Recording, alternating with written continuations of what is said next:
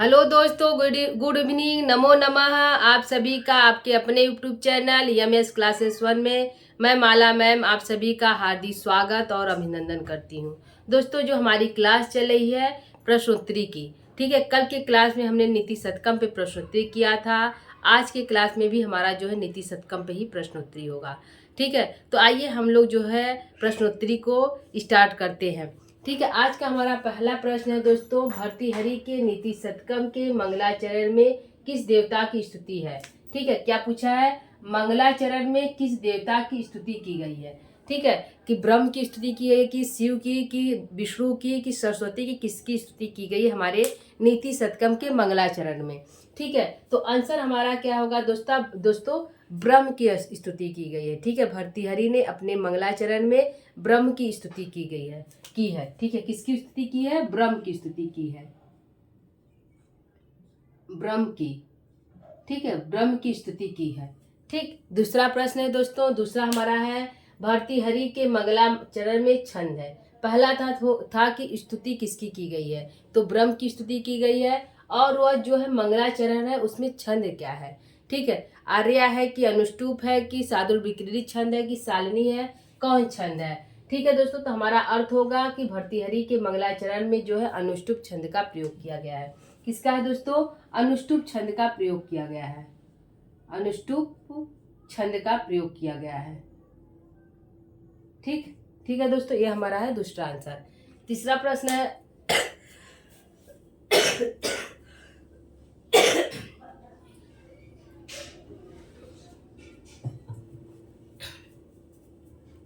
तीसरा प्रश्न है दोस्तों, लभेद सिक्तासु तैलम, यहाँ सिक्ता पद का क्या अर्थ है, ठीक है। तो यहाँ है लभेद सिक्तासु तैलम। यहाँ भर्तृहरि की एक उनकी जो है कविता पद है, उसमें कहा गया है कि जो इसमें भर्तृहरि कहते हैं कि मूर्खों को समझाया नहीं जा सकता, लेकिन हम उससे भी कठिन कार्यों को आसानी से कर सकते हैं। यानी कि जो असंभव है, यानी बालू से भी तेल निकाला जा सकता है, लेकिन जो मूर्ख लोग हैं ऐसे व्यक्ति को किसी भी प्रकार से हम जो है प्रसन्न नहीं कर सकते।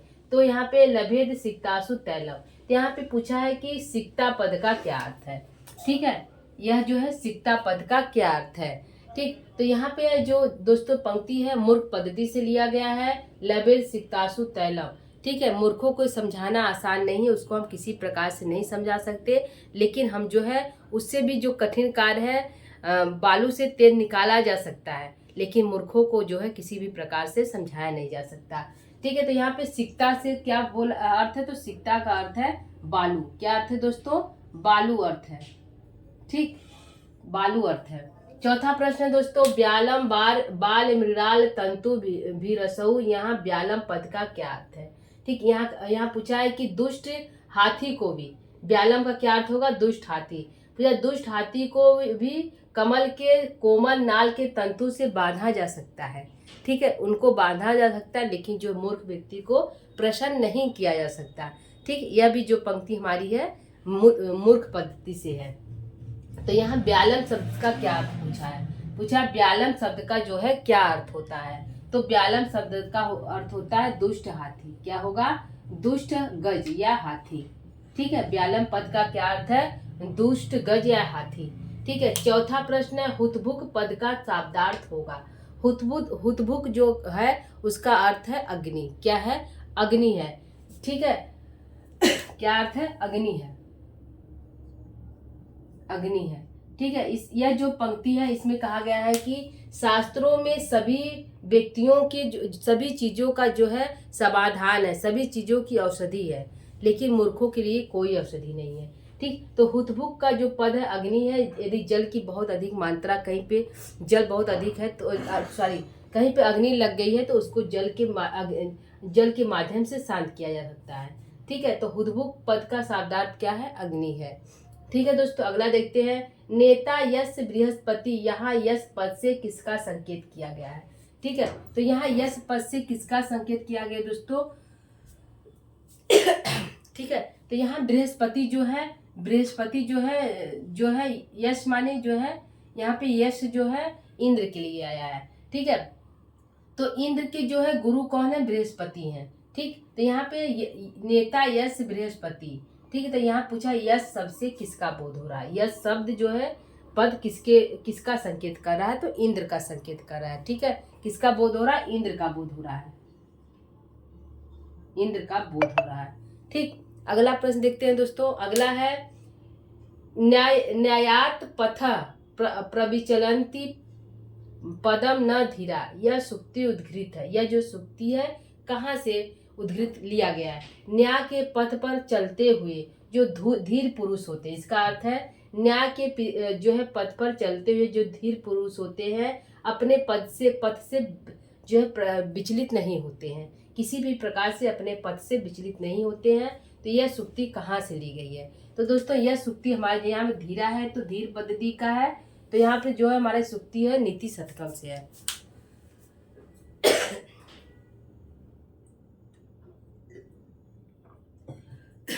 किससे दोस्तों, नीति शतकम से हमारी सुक्ति है।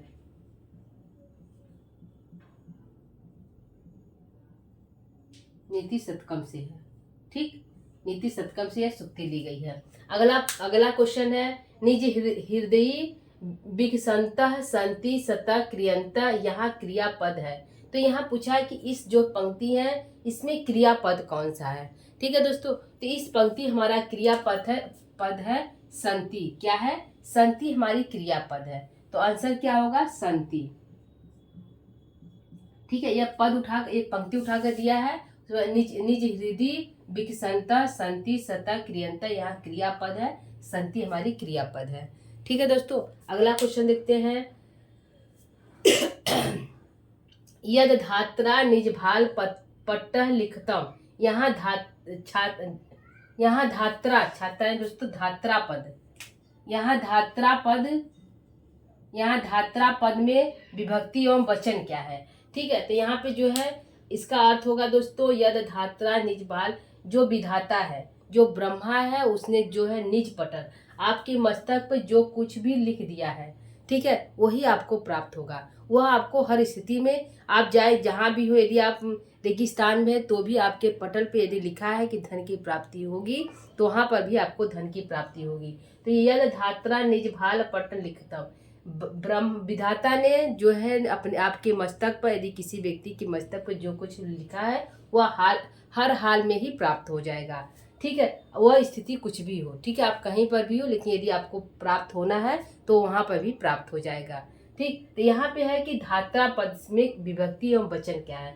तो धात्रा पद हमारे दोस्तों तृतीया का एक वचन है। क्या है, तृतीया का एक वचन हमारा जो है धात्रा पद है।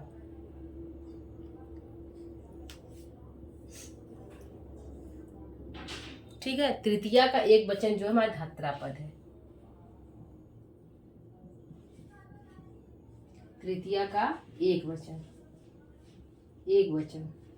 ठीक, एक वचन। ठीक है दोस्तों, एक वचन है, मतलब धात्रा पद हमारा तृतीया का एक वचन है। अगला प्रश्न है गृजंती केचित वृथा, यहाँ गृजंती पद का कर्ता है। ठीक है, यहाँ पूछा है कि गृजंती पद का कर्ता क्या है। ठीक, गृजंती केचित वृथा, यहाँ गृजंती पद का कर्ता है। ठीक है, यहाँ यह प्रश्न है कि गृजंती पद का कर्ता कौन है।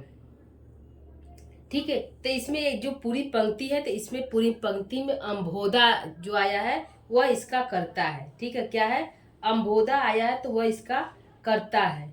ठीक है, अम्भोदा क्या है, अम्भोदा पूरी पंक्ति में आया है, अम्भोदा शब्द आया है तो अम्भोदा ही इसका जो है कर्ता है। ठीक है, गृजंती पद का कर्ता कौन है दोस्तों, तो अम्भोदा है। ठीक, यदि पूरी पंक्ति देखेंगे तो उसमें अम्भोदा शब्द आया, तो यहाँ पूछा है गृजंती केचित पृथा, यहाँ गृजंती पद का कर्ता है तो अम्भोदा है। ठीक है दोस्तों, अगला प्रश्न है माँ ब्रूहि दिनम वचन, यहाँ ब्रूहि पद में धातु यम लकार है। ठीक है, यहाँ दिनम वचन है, देव माँ ब्रूहि दिनम वचन, तो ब्रूहि शब्द जो है लोट लकार मध्यम पुरुष एक वचन का होता है। ठीक है, क्या है, लोट लकार मध्यम पुरुष एक वचन का है। ब्रूहि क्या है, जो ब्रूहि शब्द होता है यह जो है लोट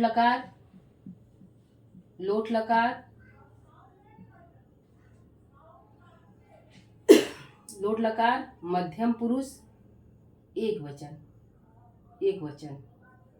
ठीक है, मध्यम पुरुष एक वचन का रूप हमारा ब्रूही है। ठीक है, यह वेरी इंपॉर्टेंट दोस्तों, ये हर परीक्षा में पूछी जाती है कि ब्रूही जो है किस लकार वचन का है, लोट लकार मध्यम पुरुष एक वचन का है।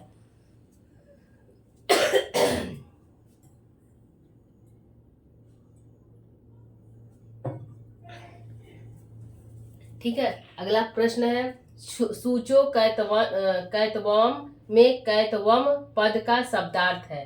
ठीक है, इसने पूछा है कि जो सूचऊ है, सूचऊ कैतवम है, इस पद का क्या अर्थ है, शब्दार्थ पूछा है। ठीक है, तो कैतवम शब्द का क्या अर्थ होगा दोस्तों, तो हमारा है अर्थ होगा कपट। क्या है, कैतवम शब्द का अर्थ है कपट। ठीक है, क्या है, कपट है। ठीक, इसका अर्थ पूछा है सूचऊ कैतवम में कैतवम पद का शब्दार्थ है तो कपट है। ठीक, इसका अर्थ होगा कपट। ठीक है दोस्तों, अगला प्रश्न है पिसुनता यदस्ति किम पातकई, इसमें पिसुनता पद का अर्थ पूछा है। ठीक है, इसमें जो पिसुनता है इसका क्या अर्थ होगा।